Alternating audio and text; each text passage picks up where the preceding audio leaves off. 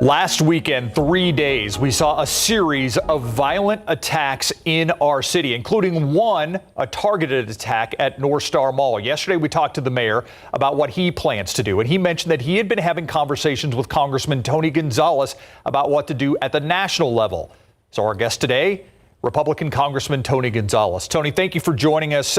First off, I want to talk about your conversations with the mayor, what you guys are trying to do, and how you view what is happening. It's not just a San Antonio issue, obviously, but we're seeing violence across the country. But being a San Antonio station, a South Texas station, that's kind of what I want to focus on today.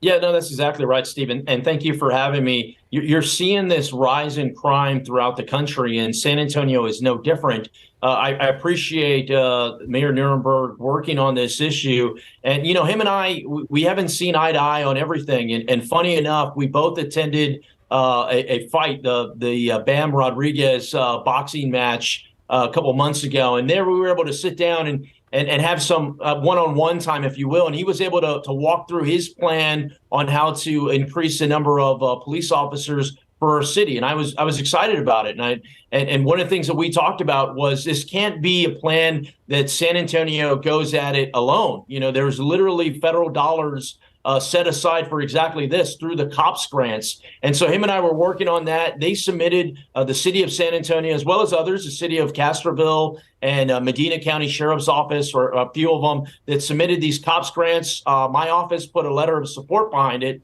which I think is an important step in how we bring federal dollars from Washington, D.C. down to places like San Antonio, Castroville, Hondo, and other places to make sure our communities are safe. I know you also, it's interesting that you guys came together during a fight, but that's another story. But you've also talked to the Attorney General, Merrick Garland, about this whole thing, correct?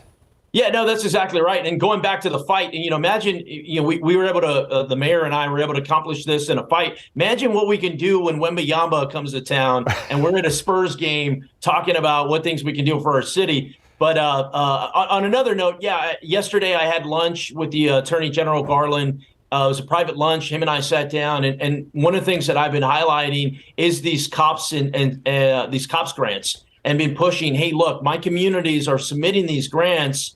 I'm putting letters of support behind them, but we're not getting selected for these grants. What is the problem? And I give a lot of credit to the Attorney General's office as well. Last month, his staff and my staff sat down and we worked through what are some of the things that we can do to strengthen our applications. Because what I'm seeing is these grants are getting awarded all over the country. But what about us? What about San Antonio in particular? What about once again, like I said, the South Texas region? How do we bring some of these federal dollars until it leaves Washington and makes it to San Antonio? It doesn't exist. And it's not fair for the mayor and other leaders in our city to be able to fight this battle alone.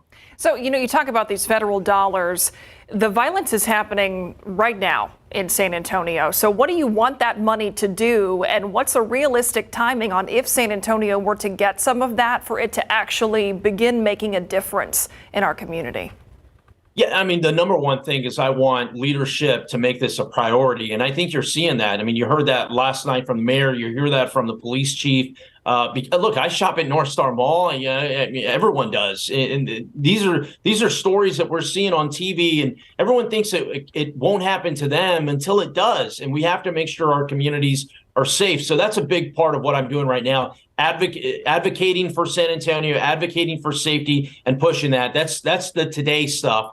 The more long-term things is helping the city with real money. I'm talking millions of dollars through these federal grants, so that way we can hire more police officers. The Mayor Nirenberg has a robust program in order to do that. I support that. I think I welcome that. There's other things that we have to do as well to get ahead of a problem, but part of it is making sure that our law enforcement have the resources they need to be successful in their jobs.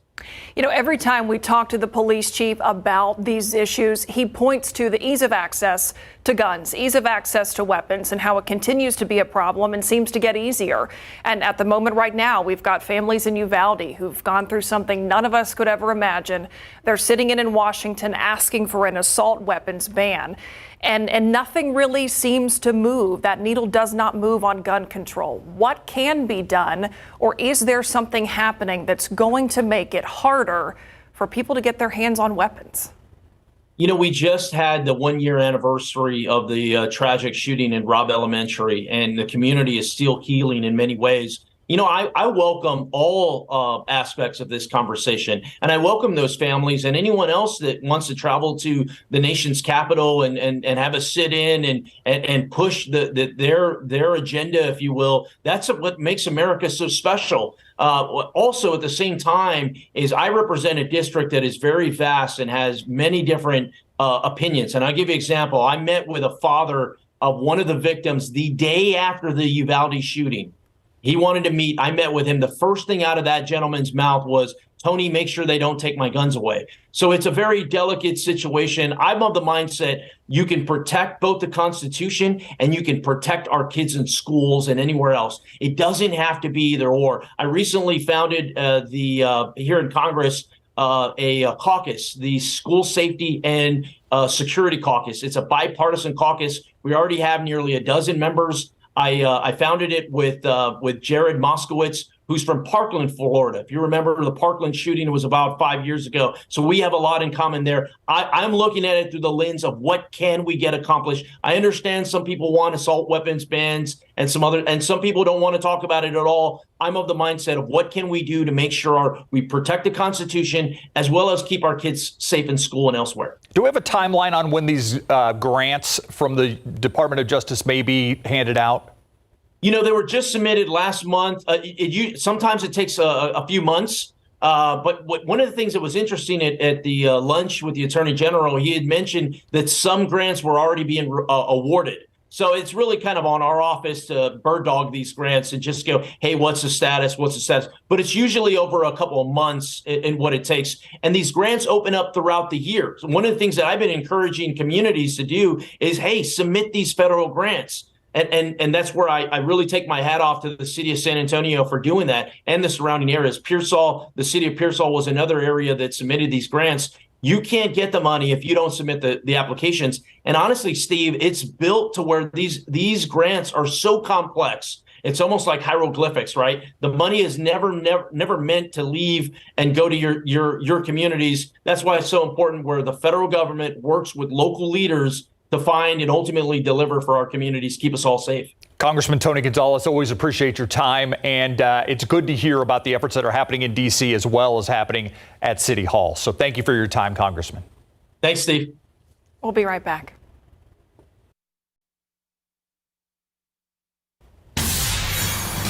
It is a way that so many people start their day. It's also a way to fight off food insecurity. We're talking about cereal and a way you can help. Tiffany Huertas explains what the Healthy Over Hungry cereal drive is all about. Cereal is one of those things that can start their day out. And if you really focus on that whole grain, lower sugar cereal, we can really make a difference here. Health professionals at Northeast Baptist Hospital are passionate about fighting hunger and are putting their energy into the 9th annual Healthy Over Hungry cereal drive.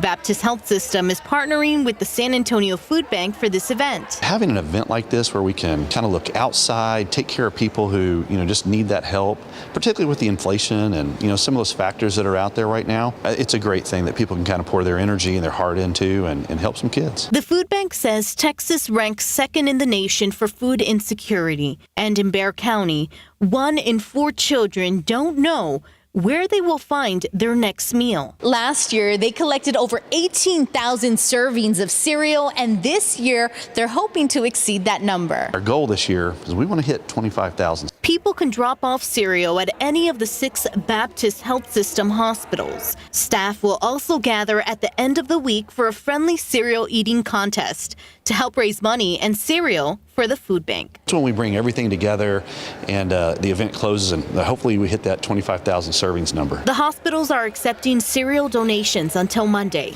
Tiffany Huertas, KSAT12 News.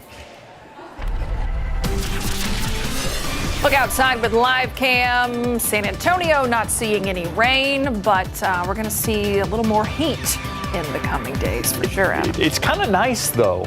It's nice that it's unusual we're not seeing rain. It's weird when you put it that way, isn't it? That is a very weird way to put it, but I get it. I get it. Not often. You know who you're talking to, right? Yeah, I understand. Yeah. Yes. Not often we say that. But that's how fortunate we've been. Yeah. We can say that right now. It's okay to have a break from the rain. One shower just popped up in the hill country. We'll take a closer look at that. And we do have more rain opportunities on the way before the old heat high starts to move in. 86 right now, 76 by midnight. And notice that 20% chance overnight. We're going to get to that along with our heat in just a bit.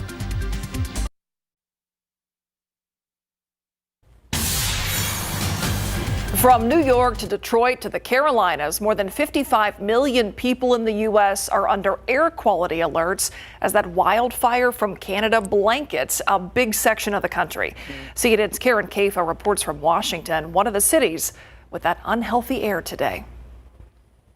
In New York City, the nation's capital, west to Detroit and down to North Carolina, millions of Americans are under alert for unhealthy air quality conditions as Canadian wildfire smoke floats a mix of pollutants through U.S. skies. It affects every part of the airway system from the nose all the way down to the lungs. So experts say take caution. When the air quality is this bad, everybody should try to stay indoors. Especially those with pre-existing conditions that impact the heart and lungs.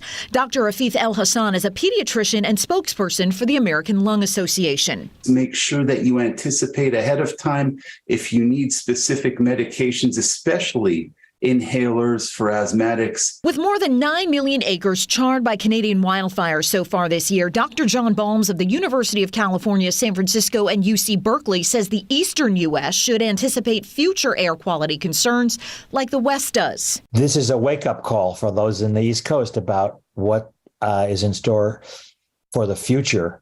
These wildfires are going to continue to be a problem. And Dr. El Hassan says to play it safe for a few days after this haze clears. The air can still be polluted and have a large number of particles in it for many days after the fires. So it would be important to monitor the air quality in your area before you decide to go outside and do a lot of outdoor activities. In Washington, I'm Karen Kafa. Some of those pictures, ugh. By the way, I think they postponed the game in Yankee Stadium Really? tonight. I'm guessing it's because of the air quality. Yeah, because of all that smoke. That's a big deal. We get smoke around here. You see it in the sky. It's a little hazy. It's a very different situation what they're seeing, and pretty rare in New England. You hear about, our western wildfires in the summertime in California and locations in the western U.S., and then they get the smoke in the air, but you don't hear about it as often in New England and those bigger cities, New York, Philadelphia, and whatnot.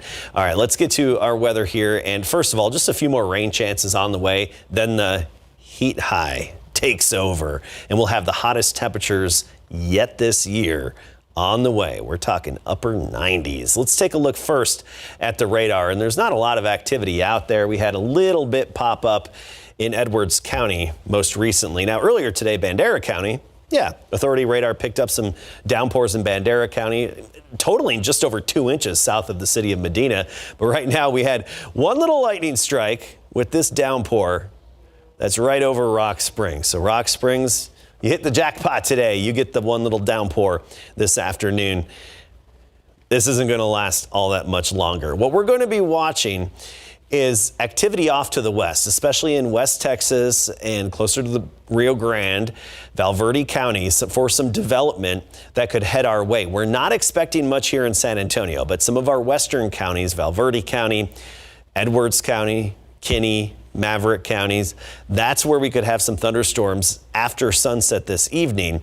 That's why we're watching closely that development out west. The off chance of a severe storm, but indications are a lot of this would weaken then as it moves eastward. And if we were to even see some drops from this in San Antonio, it would be after midnight tonight and likely just very weak leftovers. So you look at our rain and storm chances, 20% chance tonight around town. Tomorrow up to 30%. And whatever does happen to pop up and develop tomorrow does run the risk of becoming strong to severe. So we'll have to watch out for some localized hail and maybe some localized higher wind gusts tomorrow. Then Friday down to 20%. Saturday, 10% basically dry.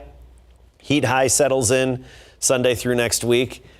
0% chance. That heat high presses down on us, warms us up, and also prevents us from kickstarting any showers or storms or even much in terms of clouds, to be honest with you. So this morning we were at 68, this afternoon 88. Both of those below average. The average high is 92. Look at our record, 104. Set this day, no surprise. Last year, in 2022, on this day, it was 104. And by this day last year, we had 38 90-degree days or warmer. 38 days were 90 or warmer. So far this year, 8. I think we know where that whole 100-degree counter is going and trending this year compared to last year, where we had the second most 100-degree days on record. And actually, Sarah Spivey, in one of our blog posts, coined a nice term: a shower a day keeps 100 degrees away. It does. The extra clouds and the soil moisture prevents our air from warming up as much. Anyway, we're mid-90s in Del Rio, 86 Port SA, 88 New Braunfels, and that heat heights down to the south, that's going to start building in, and that's what's going to impact our temperatures in the long run. So tomorrow morning at 70, by the afternoon, we're at 92 degrees, but that means 99 in Cotulla, 96 in Del Rio. Lake Hill's about 91 the high. And then with that sunshine, no rain chances, up to 98 next week. Getting closer. It's that time. By the way, it was because of the air quality that they canceled the Yankees game tonight. Yeah. So just want to clarify that. You checked your app. I did. The Buzz is up next. This week, Pizza Hut announced a new product. Pickle pizza. I'm kind of curious about that. It starts with hand-tossed dough, of course, but uses buttermilk ranch instead of tomato sauce, topped with breaded chicken breast, onions, and, of course, pickles. I would try it.